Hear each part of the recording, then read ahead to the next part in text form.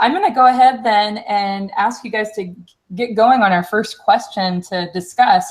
How we'll do this, everybody who's watching, we'll throw the question up, and please feel free to share your thoughts around that question as well, because we're sure that you have some experience and or questions about that as well. And then Heather and Patrick will share a little bit about their experience with that while you are also talking on the back channel. Sound good, Patrick and Heather?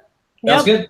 Yay, let's do it. Okay, so our first question that we had come up was, as technology becomes more commonplace, how does that change a teacher's ability to manage a classroom? So yeah, I think this is, we put this one first because we thought this was a great way to start. You know, I think in some ways, the strategies that teachers are using that are successful now can translate to when students are on devices. And, you know, maybe there's some tweaks that need to happen. And so I think one of the big changes is that, and we'll get into this maybe a little bit later, but now you as a teacher are competing against a screen, and a screen can be very engaging and sometimes engaging in a way that you don't want. So I think that is something that makes you realize that you have to have really strong classroom management strategies in place, so that you can ensure that when students need to be doing something, they're doing that thing. So I mean, I think in many ways a lot of the strategies are the same, and then in some big ways they will be different.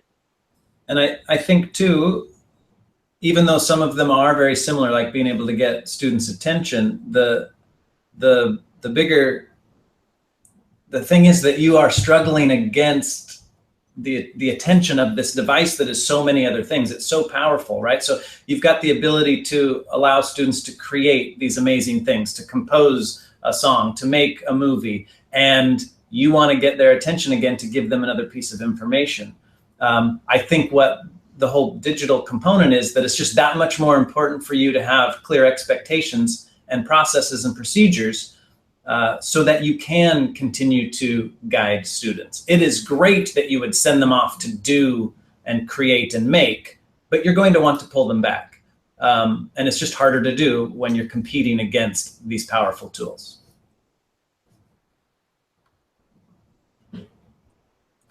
Great, thanks guys. In the back channel, hearing some tools that are being shared, like Classcraft as well, which we'll talk about in a bit, about maybe as tools have become more commonplace in the classroom, what are some of those strategies for sure that have changed in the last few years? Cool. And Lori shared clear expectations and procedures being important when going one-to-one. And Iman has just asked, with all of that happening that you just mentioned, Patrick and Heather, how can we transition the reputation of technology from being a distraction to encouraging higher level thinking? I think that's a great question. I would also like to add, I think Iman was the one who said that you are a pre-service teacher, which I think is fantastic that you are in here, because I think that classroom management is one of the most important things that you can develop as a pre-service teacher and as you're starting out your teaching career. But great question. So one thing I would, the whole reputation piece. I think first I would start, as Heather's thinking about how she'll answer that, I would start by saying in the book, and Heather and I are pretty solid on this, is that we do tend to lean on human intervention and interaction and processes and procedures and expectations over technology tools to control students. I mean, we want to focus on the relationship piece. We want to focus on tried and true strategies that help put the responsibility on the student, and not like I'm going to make everyone pay attention, but that we are in a classroom that is respectful. And so we do come to attention when we need to, and we respect one another. We listen to when someone is speaking, we listen. And so you'll find that, and we'll get into that, I suspect, as more questions roll in a little bit, but just to be upfront, we're very focused on the human component versus some sort of controlling app or tool. And I know one of the questions that was submitted was, I think it's slide 8, Wendy, how can we increase student ownership in classroom management procedures? And I think, Patrick, what you just said does that. You know, like, as you said, we believe in the human intervention, and a lot of that is talking to your students and, you know, talking to them about the very real problem of distraction and letting them, I mean, if you talk to them and ask them for advice, to share advice with each other, they have pretty amazing things to share. I mean, they tell me strategies that I hadn't thought of, and it empowers them. You know, there are some different like Chrome extensions where you can block yourself, for example, from a site for so many minutes. And students can elect to do that, and you don't control it as a teacher, but students control it, and so it puts them in control of that. And that's a skill I think that they are going to need moving forward when they are not our students anymore. You know, at some point they're going to have to be productive just like adults do. And so I think the best thing we can do for them is help them to learn strategies that work for them. And talking about the technology's negative reputation, I guess a couple thoughts come to mind. One, when you talk about technology, you know, prior to the last 20 years, technology didn't necessarily have a bad reputation. It was amazing, right? Electricity. We can now, you know, flushing toilets. This is amazing. Technology is amazing, but where it gets its negative reputation is really, I think, in educational circles, screen time. In parenting and in educational circles, we worry about screen time, and I think that's a whole nother conversation in itself. So people tend to think that screen time is negative because, you know, for one, there's a lot of fear-based articles that get shared around on social media about how this generation is just looking at their phone. And yeah, so how do we do that? I don't know. I know one strategy that we've tried in our own community here at Singapore American School is that when we had a group of parents who thought that when we rolled out one-to-one, that now, because in their heads, they don't know what one-to-one looks like. So their students are shifting into this new technology-infused learning space.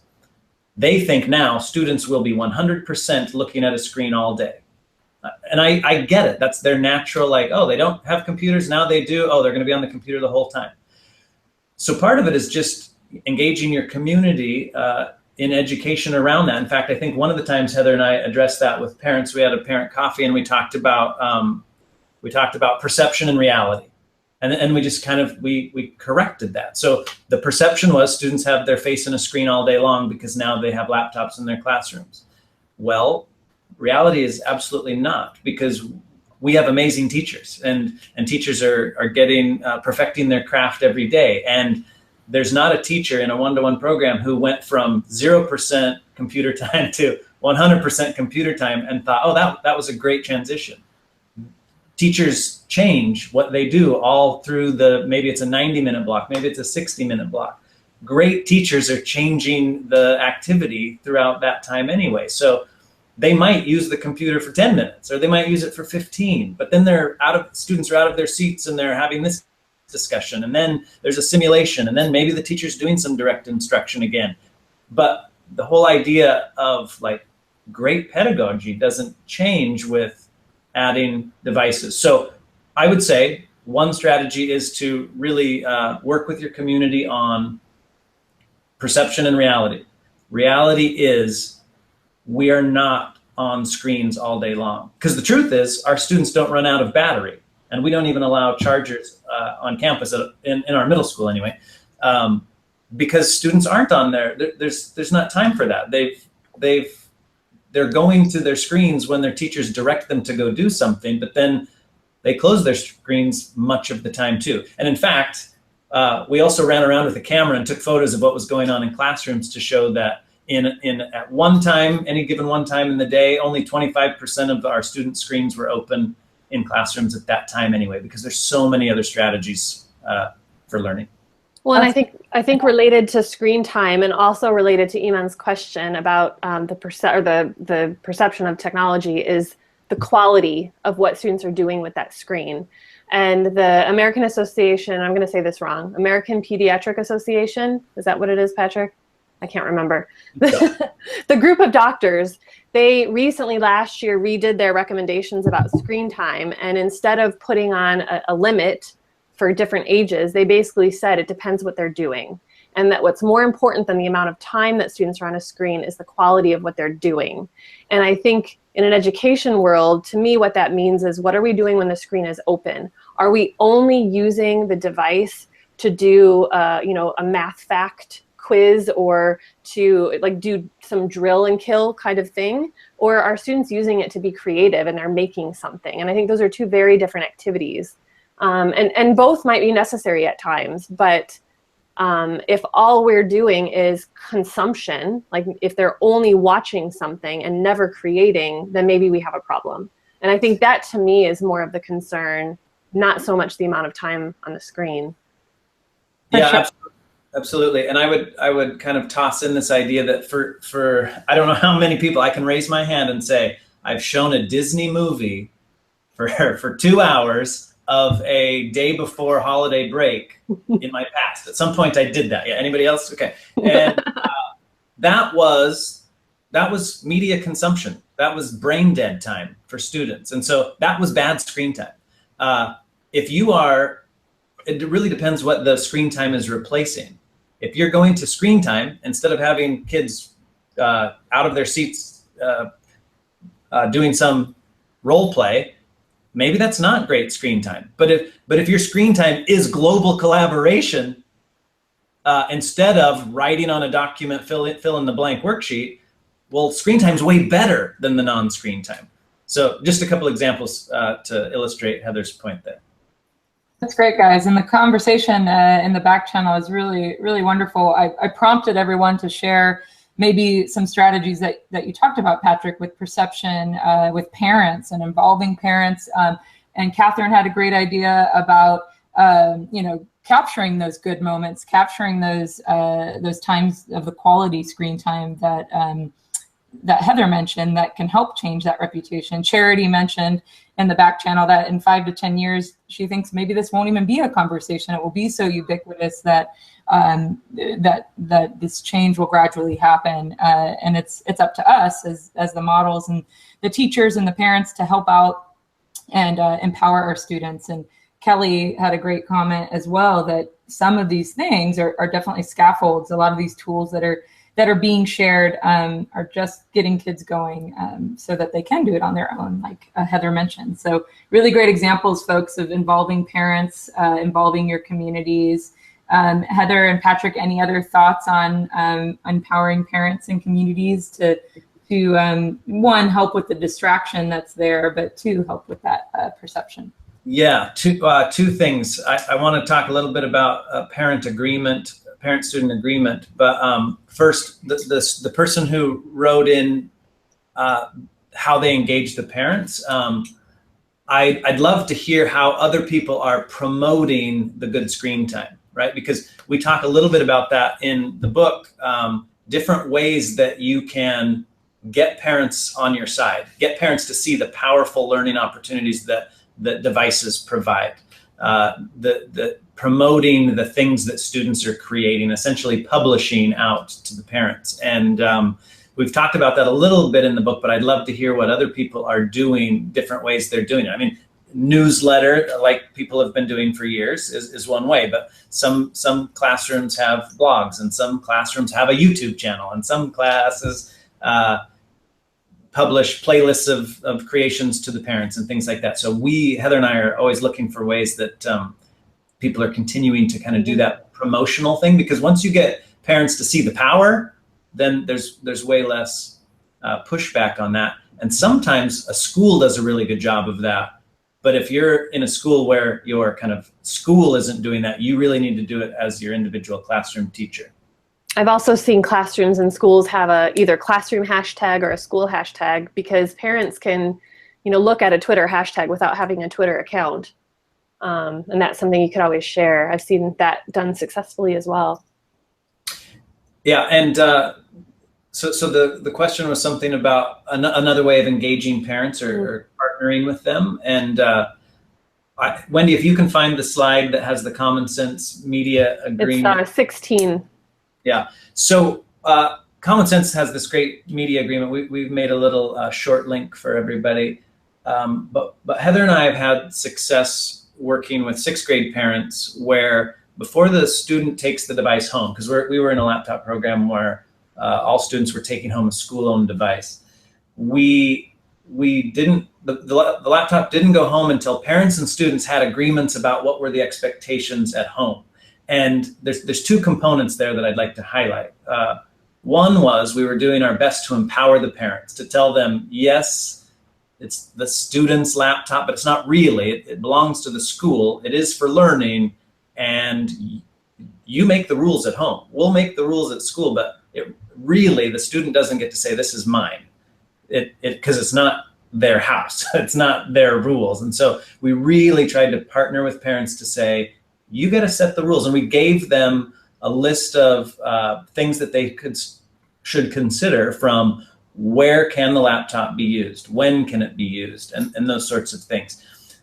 The other piece I'd highlight, though, is that we also tried to focus on getting them to understand that they should engage the student in the conversation, and that they shouldn't just set the rules without talking to the child, because the child might have some great ideas. And again, that's a theme of the book, is really engaging students in the conversation, because if everything's about control versus cooperation in a community, then we think that you're going to be less successful as a teacher, as a parent. And so I've talked enough about that. The Common Sense Media Agreement is one you can find online. Heather and I have adapted our own in the past. Great. And I threw in, guys, just to relate to what you're talking about, Patrick, the question of how do you find that balance between relinquishing some of the control over what happens in class. And I think that can be scary for if you are a new teacher, or if you're a technology coach like Patrick and Heather. That can be scary to adopt something, because you are relinquishing control and you are changing your pedagogy. So in the chat, do share, how do you find that balance, right? How did you first let go? And that first moment that you let everyone open up a laptop is it's magical, but it can also be a moment of fear, for sure. So how do you still control your students' learning process? How do you make sure that learning is still happening while letting go of that control? Go ahead and throw that in the chat, folks. And then Heather and Patrick, if you have any more to say about that balance, about as an educator, jumping off the ledge and going for this while still controlling students' learning process.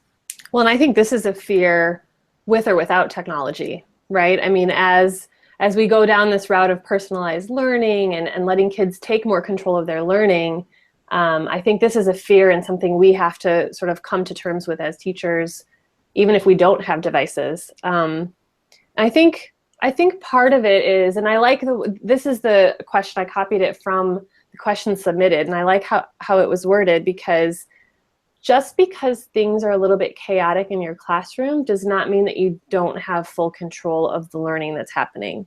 And I think that's important to remember. I don't think of having a laptop or a tablet and putting students on it as, here's a laptop, go do something, right? That's giving up all control, and now you don't know what's happening. But if you have set it up and you have clear expectations about what's the outcome for this next period of time for you being on your device, perhaps it might look chaotic because students over here are doing one thing and students over here are doing another thing. But if you've set that activity up in the right way, and you've set up the expectations in your classroom for what students are to be doing, the learning is happening. And I guess you just have to trust that, and that first time is the scariest. Yeah, Bert mentioned in the chat, particularly if to get specific about, if you are going to do independent study, for example, students aren't always face-to-face. You mentioned that independence, or that trust. Do you guys have examples of building that trust, or what kind of mechanism is in place for if there's an hour of independent work time? how do we help teachers feel comfortable with that, relinquishing that control, but still making sure that they use their time wisely? Well, I'll share a strategy that I saw teachers at SAS use. A little shout out to middle school teachers at SAS. Our 7th grade reading and language arts teachers did a week unit. It was kind of an independent study where students had a lot of choice over what they were doing. And so when you would walk in that classroom, you had some students sitting at desks, some students sitting on the floor because that's where they were comfortable, some students on laptops, other students doing something else, not on a laptop. But what they had was they had put up on the board, they had talked about the procedure that kids were going to follow that week. And then kids had sticky notes. And so they had sort of this, here's our step 1, step 2, step 3, step 4. And then on a sticky note, I, with my name on there, Heather, as a student, would put my sticky note what I was working on. I'm on step 2 right now. And then they also had another area which was I'm stuck on, and they had kind of the basic things that the teacher knew kids might get stuck on. And kids would put their name, when they got stuck with something, they'd put their name there. And then, the teacher could look up and say, okay, these 5 kids need help with how to compose an email. And so then the teacher would pull those 5 kids together and do a little mini lesson. And so it was a great way, I thought, for the teacher the teacher was in control and could look up at the things on the board and know what kids were doing, as they walked around the room, and then could also visually see, okay, I've got a group of kids that needs help with this, so I'm going to help them. I thought that was a great example of that. Yeah, one thing I really like about that is the teacher still has a window into what everybody's doing, which is what oftentimes we get asked about, like, how can I see what everyone's doing? But it was done in an analog way, didn't require some fancy software, and it gave the responsibility to the student to say, here's where I'm at. And remember, that's our goal, right? One of the things we want for our students is that they are independent learners, and that we won't be controlling their learning forever. So I'm even a little bit uncomfortable with that whole control the learning, right? Like, we want to facilitate the learning, we want to guide it. I'm more comfortable with those words because in the end, we want students to be choosing their own learning targets. And maybe you don't think that happens until students are 19 years old. Okay, I think it happens sooner than that. I think how great would it be if a first grader, for part of their world, their life, their schooling experience, is directing their own learning and saying, well, here's where I'm at and here's where I need to go. And we've seen schools that have this language, right? So I guess it's important for us to remember that. I really like the way the 7th grade was doing that because they gave the students the responsibility to say, here's where I'm at, here's where I'm stuck. And it wasn't digital. Mm-hmm.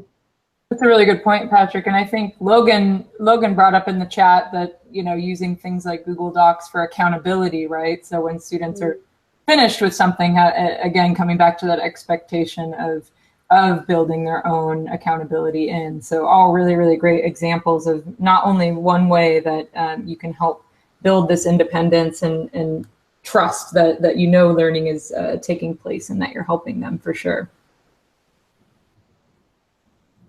I noticed in the chat, there's a bunch of comments about having student tech experts. And I didn't get to see everything that people shared, but I thought it might be nice just to share a couple of easy things that we've done when we lead lessons with our middle school kids. And I mean, it could be as simple as, how many people, if we're making a movie with iMovie, how many people have used iMovie before? How many people feel comfortable helping their classmates with iMovie? And you usually get, a number of hands go up, and then I'll write those names on the board. And so then students know that here's the expert in iMovie, I can go ask that person, and that also saves the sanity of the teacher. And I'm glad that you put up Ask 3 before me, Wendy, because that's kind of it's been our mantra over the past few years in middle school. And we've had a lot of success with this one. We gave this poster to all of the teachers in our school. And, I think it kind of serves 2 purposes. One is to, as I said, save the sanity of the teacher so that every kid isn't expecting the teacher to answer every question. but also I think it promotes perseverance with the students, and it helps them become self-reliant and learn to find answers, because that's a 21st century skill, is to go out there and find the answers. Are out there, so we got to go find them.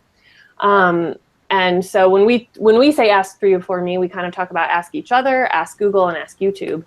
And yeah, it's been great. In fact, we Patrick, you can talk more about this too, but there's a lesson that we used to do, and we would take 100 sixth graders and have them sitting on the floor in the library, all with a laptop. And you can imagine having 100 sixth graders and 1 or 2 instructors, how crazy that can get.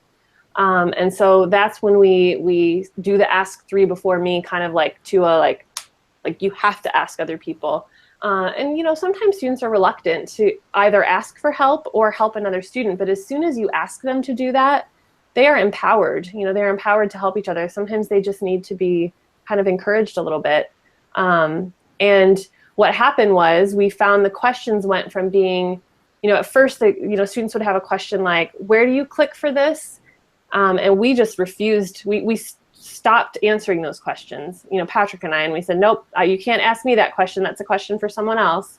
And then what happened is their questions to us became deeper and became about the learning that we were doing. And so I think it elevated the conversation. That's great. Yeah, James in the chat just said, let me Google that for you, is a definite go-to. And this came up in the chat and our questions, but maybe it's relevant right now, would be, what does that mean then for teaching digital literacy? This was a question from a librarian. Because we are empowering our students to use these search tools and gather and curate information much deeper, what does that mean for actually training good search skills and helping them make way through all of this information that's out there, so you can be sure that when they do go to YouTube or are searching, can find really good answers to their questions? Any thoughts on that, Patrick or Heather? Yeah, I mean, it's certainly, media literacy is extremely important in an age where the teacher's no longer in control of the resources that students might use for the learning. Of course, we do tend to scaffold that, right? Like in the younger years, we're going to give students, here's a list of approved things, go click on this and learn about whatever. And then at the other end of the spectrum, students are doing completely independent research. And in the middle there, it needs to really be taught. And to me, this is one of those things where it's not science, it's not math. And you could probably say, well, that's a language arts skill. No, it is a life skill that we need to be absolutely teaching in every classroom. And these are the types of things that I do think teachers need to take more ownership over. So like I would say, going back to a previous conversation we were having here, like I think it's great and to pick some things that teachers don't need to know, because traditionally teachers were in 100% control over their content, right? They knew their stuff and they knew every teaching tool. They knew how to use pencils, they knew how to use paper, and that felt comfortable. But I think we need to be able to release them from that now. You don't need to know how to use every tool that's available to students. And you need to be able to have these preferred strategies, like being able to say, you know what, I don't know how to do that, but I do know how to solve problems. So what have you tried? And guiding students through to find their answer. But so that's one thing where I think teachers can kind of relax a bit and say, you know what, I don't need to know all of that. But I think there are some things that like we all have responsibility for understanding. We need to be able to teach media literacy. We all need to know how to find answers. What are the sources that are available? How to tell what's credible and what's not. Those are no longer discrete skills that it should only be taught in one subject area, but they're quite more global. Yeah, and I think traditionally those kinds of things fell to the librarian for the library time. And I think I think we can rely on our librarians in our schools to kind of lead this and help teachers. But I think as classroom teachers, we all need to, as Patrick said, take some ownership over that. And I would also add, just with digital citizenship in general, and I know some people have mentioned Common Sense Media. If you're not familiar with Common Sense Media, go to that site and bookmark it and keep it. It has a great free K-12 curriculum for digital citizenship, and it includes media literacy as one of the categories, but it includes other things. And I think, you know, as schools struggle with where this fits and how do we teach it, I think the first part of that is it's a pullout. You know, it's the tech teacher that teaches it, or the librarian. And I think schools are now realizing that that is not effective, and that it has to be embedded as part of, you know, the learning experience that students are doing every day. And I think, you know, tech coaches and librarians are great resources and leaders in this, but that all classroom teachers need to take a part. And I think that's where we'll have the most success with students. It's kind of like I use the analogy of, you know, teaching kindness. You know, I feel like I started out teaching high school physics, but, you know, I taught a lot more than just physics. You know, I taught kindness and respect and all of these things that were important to me in my classroom. And to me, digital citizenship now is part of that. That's great. Audrey mentioned in the chat, along with others, about that frustration of feeling like if you are a literacy teacher or a librarian, it is all on you, and that can be very daunting for sure. So all of those strategies, I think, Heather, are really helpful. In the chat, if you have any other strategies, someone mentioned a student boot camp, or, you know, all of the things we talked about in the beginning with school engagement, parent engagement, that helps bring awareness. But yeah, if you have any strategies in the chat, as a tech coach or someone, administrator, we have several principals, you know, how can we equip teachers of all disciplines to, even if it's a small amount in an assignment or, you know, as part of their week, building that in for sure. Cool, guys. Let me shift. I'm going to go to see, in addition to curriculum, I wanted to make sure we asked everyone about other things that might support all of these questions, right? So what about our space? So we've talked a lot about perception, a lot about working with curriculum and, you know, helping with some of those empowerment strategies. But Heather and Patrick, and asking the community if you can share maybe how can space facilitate that? How does space facilitate independent accountability when they're one-to-one, or how does it facilitate some of these strategies that you're talking about? Sure. You want me to jump on that, Heather? I'm letting you jump on that one. Okay. So yeah, I think there's a couple things to consider. I mean, first, I would say, I think when we started going down this path, that a lot of questions came about, like, well, the furniture is going to have to change for us to have digital devices in our classroom. And I would say that you can have a great learning experience in a bus driving down the highway. You can have a great learning experience under a tree on a nice, beautiful fall afternoon. The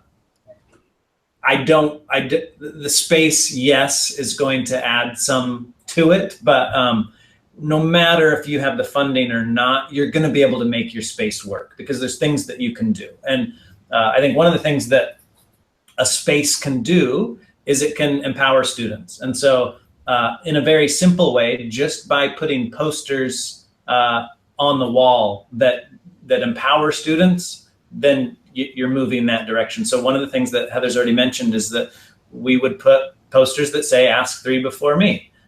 We would put reminders of expectations.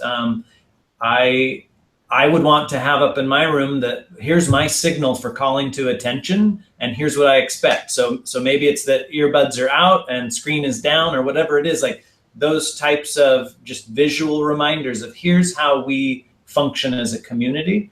I think those are really important. But I think there's also ways to arrange your space, whether or not you have the newest furniture or whatever. Even if you've got chairs attached to desks, you could push them all in a corner and let kids spread out around the classroom as they want. But I think teachers can be deliberate about how they set up their classroom. One of the nicest ways that I've seen kind of teachers really be thoughtful about how they arrange their room in a device-rich environment is when they're doing conferencing with students, and they're going to, for 5 minutes at a time, they're going to talk with one student, but all their other students are working on these powerful devices and they could go anywhere and get off task and do all that. They would put the students in a circle facing outward, because it's independent time, so they're not grouping, they're just making a big circle. Students are facing away from the middle, and the teacher's sitting in the middle of that circle calling one student up at a time. Just with the teacher is behind then every screen, so they can peek at it. They're not using any sort of special magic software that makes kids behave. They're just, setting some expectations, and then being in a spot where you could physically, proximity-wise, you're right there, and students are looking another direction with the screen facing you. You're having a great conversation with individuals about where they need to go next in their learning, and you're in a spot where you can quickly help other students to get back on task if need be. So I think there's ways that teachers can be deliberate about the activity. Obviously, that's not the best setup for collaboration, but that's a different activity. And so teachers being creative with the space that they're given, because a lot of us don't have choice around that. But specifically tailoring how you organize students in your room to the task. And I think even if you don't have flexibility with moving desks and moving things, what I've also seen is, like in my science classroom, there were long benches and you couldn't move them, but they could move the stool to the other side, and face going backwards so that I sitting at the front could see all of the screens, right? I also had a teacher tell me, who taught in a computer lab environment. She said that she moved herself to the back of the room. So the students couldn't, they were big computers, so they couldn't actually be moved, but she would move herself to the back. And then when she was talking, students had to turn around. So here's another just tip on getting kids' attention. When they turned around and faced her, they couldn't see their screens. So when she was talking, they were facing away from their screen, talking to her. And then when she was done, they could turn around and keep working at their screen. So I think even if you're in an inflexible situation, there are strategies and things that you can do. And a lot of it is moving yourself as a teacher, which is kind of natural anyway, because as we make a joke in the book, the worst place for you to be is sitting behind your desk while your students have a lesson. So most of the time you'll be moving around anyway, or if you can move the students, move the students. That's great. And Tori brings up in the chat too, not only having these strategies that you just talked about, Heather, but making that part of the culture. So it's not a surprise on laptop day or, out of nowhere. It's from day one, and building that culture, and, realizing that when laptops are out, this is where we go. And this is just the way of life and culture in the classroom. So thanks, Tori, for sharing that. Yeah. And Tori, to that point, that's great, because the key is that you would be explicit about those expectations. Of course, you would work with students to help to come up with those classroom norms and rules. But I think one thing that we as teachers tend not to want to do is to have to go back to that. But I think Heather and I are very solidly agreed on this, that every moment that you spend going back to reinforce the community norms and how we work together, the dividends they pay off. And so we might need to, you come back from a holiday break, taking 10 minutes of an activity to get everyone back in the groove on how we work together and how we come to attention and how we turn in our papers or how we turn them in digitally. Just kind of a review of all of those things, just getting people back into those community norms can really pay off.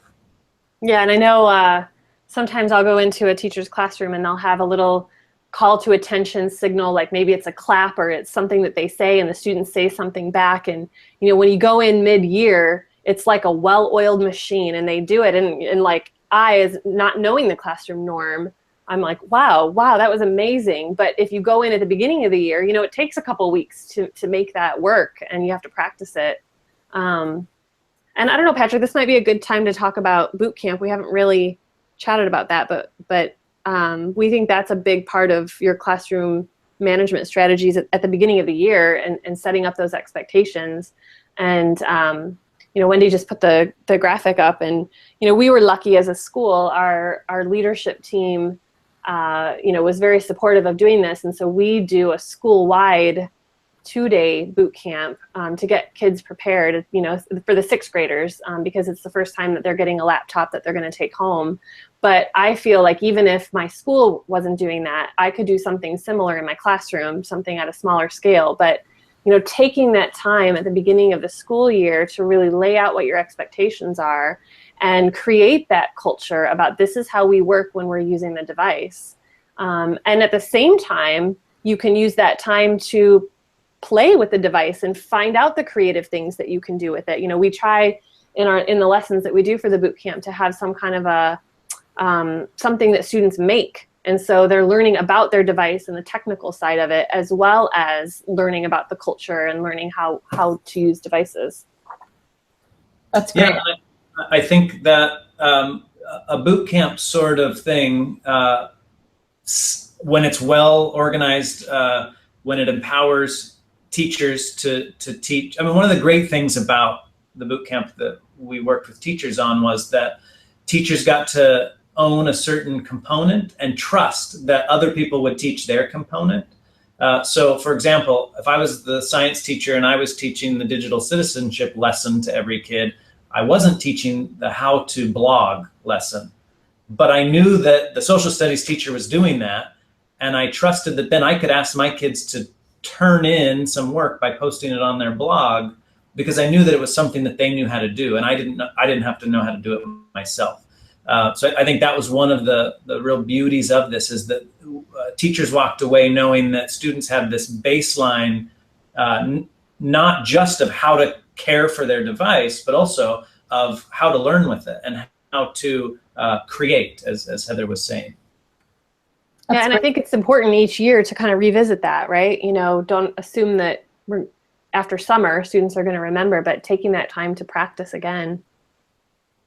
So great. People are loving the boot camp idea, everybody, and sharing their own iterations of what that can look like. So really fantastic. So many good examples, lots of questions still.